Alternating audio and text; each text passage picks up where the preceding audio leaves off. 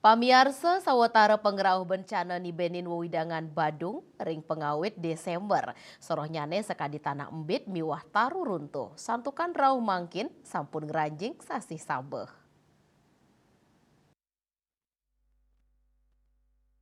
Kalaksa BPBD Badung Wayan Dharma Mausang bencana sani memargi inucap rumasuk soro ringan miwah sedang. Nanging pai ketandani kantun rajak nguduhang majeng kramene mangdani statu waspada ring pengrahu bencana punike. Raris ringgal hai lintang kauningin tanah embit ni Benin widangan di sepunggul abian semal Badung. Tembok penyengker krama jebol sangkaning keni sabeh nanging nenten kantos ngawinang korban jiwa.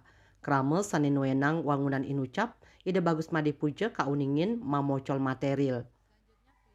Manut kalaksa BPBD Badung, penyengker sane embid inucap ketar kayang kantos 3 meter antuk tegas siki koma tengah meter. Selanturnya nih paiketan saking BPBD pacang laksanayang pengkajian tur ketar ke kramo mamocol kantos 50 juta rupiah. Tios punika wenten taler taru runtuh ring widangan banjar pengiasan di seadat semana abian semal miwah pantai Balangan. Nanging samian bencana inucap sampun ketampenin becik. Anutin saking hasil rekap data BPBD Badung, dawek pengawit Desember warsani mangkin sampun wenten pepitu laporan bencana alam.